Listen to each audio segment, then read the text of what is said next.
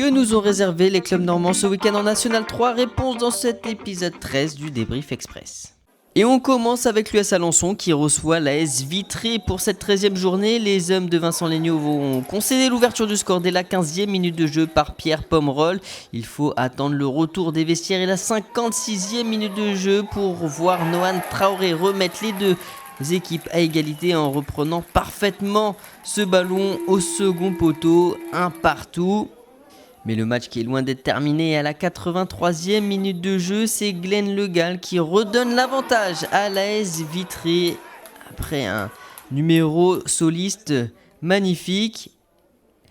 Mais le but d'Elias Toiveroul est tout autant avec cette reprise plein d'instinct. Ça fait 2 partout à la 89e minute de jeu. On notera l'expulsion d'Hakim El Hamdaoui en fin de rencontre. Le premier du groupe, Pontivy, reçoit son dauphin Vire, l'opportunité pour les Virois de recoller peut-être au basque des Bretons. Et vous allez le voir, c'est à chacun sa mi-temps dans ce match avec cette première frappe de Benjamin Guillaumard qui poursuit l'action au deuxième poteau. Dorian Charlier arrive lancer mes buts sur le gardien. Pas de but sur cette situation, peut-être sur celle-ci. Benjamin Guillaumard, à nouveau le protagoniste principal, et l'arrêt du gardien de Pontivy face à l'ancien joueur du club. La deuxième période, vous allez le voir, est davantage à l'avantage des Verts avec un arrêt de Louis Deschâteaux sur cette incursion. Ce coup franc dangereux qui suit derrière Pontivy qui va passer tout près de l'ouverture du score, mais les Virois s'en sortent. Au final, pas de but dans cette partie. Fin de phase aller pour les Virois qui restent à 5 points de leur adversaire du week-end. Passons maintenant au groupe D avec le derby attendu ce week-end. Le derby de la Côte-Florie entre le SUDIV Cabourg et l'AS Trouville-Deauville-Villers au stade Heurtemat. Ce sont d'ailleurs les joueurs de l'AS TDV 1899 qui donnent le coup d'envoi et qui vont se procurer la première occasion avec cette frappe à l'entrée de la surface de réparation captée en 2 temps par Max Verrier. Première alerte, mais une première réponse des Divés cabourgais avec Arthur Maru qui rentre bien. Et cette fois, c'est Romain Enquincan qui repousse la tentative d'Ivez. Les Divés qui vont appuyer avec Aurélien Toris à l'entrée de la surface de réparation. Ça manque le cadre. Mais quelques minutes plus tard, on retrouve Aurélien Toris. Le contrôle est parfait, l'enchaînement est magnifique, tout en subtilité. 39e minute de jeu, ouverture du score du SUDIV Cabourg devant son public. On revoit au ralenti le but magnifique d'Aurélien Toris. L'enchaînement est parfait. Et quelques minutes plus tard, Matteo Mendy qui a le ballon du 2-0 mais qui tergiverse un petit peu, qui n'arrive pas à se mettre en position de frappe et la défense peut repousser.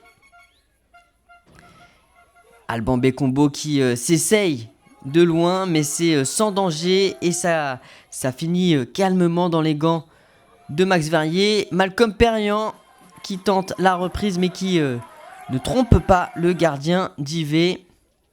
Au retour des vestiaires, Max Verrier qui doit être concentré sur ce corner avec une bonne sortie.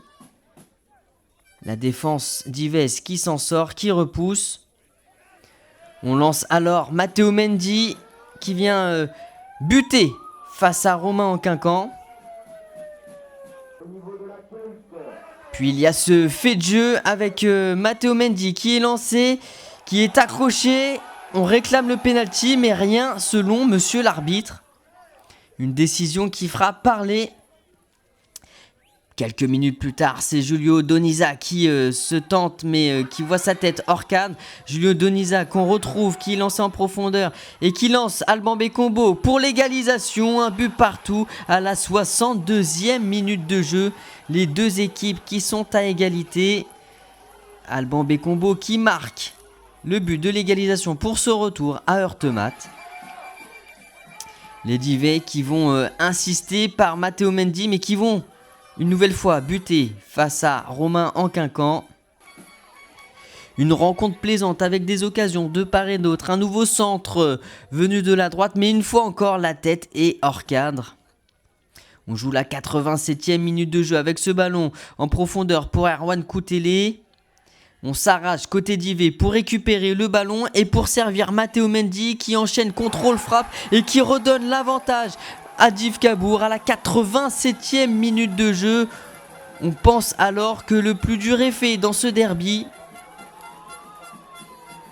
Mais un derby, ça se joue jusqu'à la dernière seconde et Alban Bekombo le sait bien. Il sollicite le 1-2, le ballon lui revient et sa frappe est logée sous la barre transversale de Max Verrier. Ça fait 2 partout.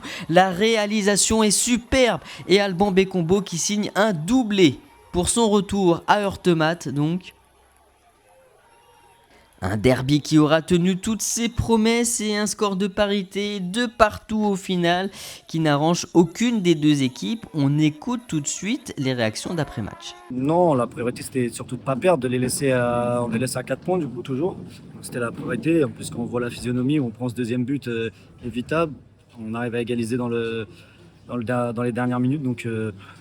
Nous, c'est sûr que je pense qu'ils doivent être plus déçus que nous. Nous, on perd pas, c'est le principal. On continue notre marche en avant depuis début 2026. L'objectif, c'est de prendre match par match, prendre des points et voilà.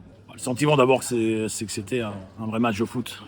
Voilà, avec une ambiance ici où Heurtematte, il n'y a pas de stade comme ça en M3. Il y a un engouement, il y a de la chaleur et c'est génial pour les joueurs. Qui plus est 4 buts. Donc voilà, ça c'est de façon globale. Après, de façon... par rapport à notre équipe, c'est très frustrant parce que les joueurs ont vraiment tout donné avec beaucoup de qualité sur un terrain difficile. Et bon, au vu des occasions, forcément qu'on doit sortir vainqueur de ce match. D'ailleurs, les Novidés le disent. Après, il y a ce fait de jeu aussi avec ce penalty, voire même 2 penalties. Et ça, c'est vraiment frustrant parce que ce que je disais à l'arbitre, on ne peut pas ne pas siffler ça. C'est-à-dire qu'on voit qu'il coupe la course, on voit qu'il ne joue plus de ballon, on voit que le joueur de Div est passé. Je ne vois pas l'intérêt de ne pas siffler. Et je ne vois pas l'intérêt surtout aux joueurs de faire semblant. Maintenant, c'est comme ça. De toute façon, j'ai beau en parler, ça ne va rien changer. On a pris un point au lieu de 3. On a mal fini l'année 2025 en perdant contre le Stade. On a travaillé dur pendant les petites vacances d'hiver, mais on s'est dit les choses, on comprend bien ce que le coach souhaite. On est tous derrière lui, on est très à l'écoute de ce qu'il veut, qu'il souhaite sur le projet de jeu et on adhère, on fait ce qu'on nous dit et puis ça marche. Donc, quand on est tous ensemble et qu'on marche dans la même direction, il peut nous arriver que des bonnes choses, que des choses positives. Donc on bonifie notre 3 points de la semaine dernière, donc on continue. Maintenant, on va se concentrer sur la semaine prochaine et recevoir et essayer de prendre des points. Et je suis franchement très fier encore une fois de mon club, de cette ambiance et des joueurs parce qu'ils ont répondu à ce que je voulais, c'est-à-dire un comportement vraiment de derby avec une suprématie. Donc j'ai dit faites-vous tout petit parce que vous êtes petit par rapport à Deauville aujourd'hui. Ils ont 4 points d'avance sur nous. Voilà, et on s'est mis dans la peau du petit et on a voulu être grand pendant 95 minutes. Et je trouve qu'on l'a été. Le seul regret, c'est le résultat. Mais c'est comme ça. Et on passe maintenant à notre pêle-mêle du groupe D avec le SM Canquiroasso à Bretigny et Hugo Lamouliade qui ouvre le score à la 14e minute de jeu pour les Canets. En reprenant ce ballon au second poteau, libre de tout marquage. Au retour des vestiaires, les Canets qui vont doubler la mise de fort belle manière avec Kluivert Mbongo qui contrôle et enchaîne une frappe du pied gauche à l'entrée de la surface de réparation. On se fera un petit peu peur avec la réduction du score de Magloire Doumbé à la 88e minute de jeu. Mais les Canets qui vont reprendre 2 buts d'avance avec Djibisek à la 90e minute de jeu. Score final 3-1. Et on termine le débrief express avec le CMS Wassel qui se déplace à Sainte-Geneviève. Et vous allez voir, ça allait beaucoup trop vite pour les hommes de Draman Dilin avec dès la 4e minute de jeu l'ouverture du score de Hossein Belkacem qui place ce ballon sous la barre transversale. Ça fait déjà 1-0 et les choses vont très vite se compliquer. Une nouvelle fois sur une transition rapide, la défense de Wassel est pris de vitesse et c'est cette fois Samassa qui vient doubler le score. Le break est fait au bout de 27 minutes de jeu. Et ça ne va pas s'arranger pour Wassel puisque quelques minutes plus tard, une nouvelle contre-attaque. Une nouvelle fois, la défense est prise de vitesse et ça va faire 3-0. On joue la 39e minute de jeu. Ben Aïssa qui vient mettre ce 3e but. 3 buts en une mi-temps pour Sainte-Geneviève qui déroule son football. Et au retour des vestiaires, on va retrouver ce même Ben Aïssa qui va joué avec Belkacem qui est servi et qui vient conclure à la 50e minute de jeu. Il vient inscrire donc son doublé et ça fait 4-0 pour Sainte-Geneviève, le score final de cette rencontre. Pas de vainqueur normand ce week-end dans le groupe C de National 3, vous l'avez vu avec l'US Alençon qui fait match nul de partout face à Vitré et la Virois 0-0 à Pontivy chez le leader. On notera le carton de Cesson 6-0 face à Fougères. Le classement maintenant avec un statu quo en haut avec Pontivy qui reste à 5 points d'avance sur la Virois.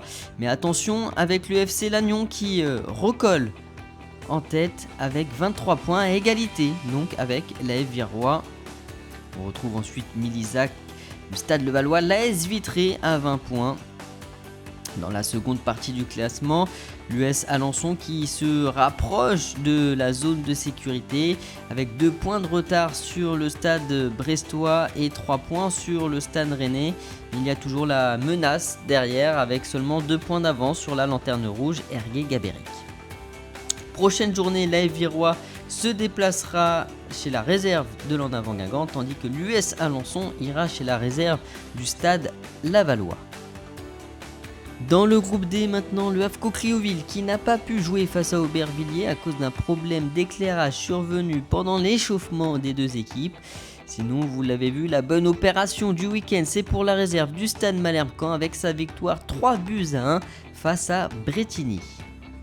Les conséquences de cette 13e journée au classement, le Racing Club qui est toujours en tête avec 6 points d'avance désormais sur la réserve du Sporting Club de Bastia. Aubervilliers est 3e avec 24 points, un match de retard, tout comme l'Inas Montlhéry, un match de retard et 23 points. On retrouve toujours dans cette première moitié du classement le HAFCO Criouville 7e.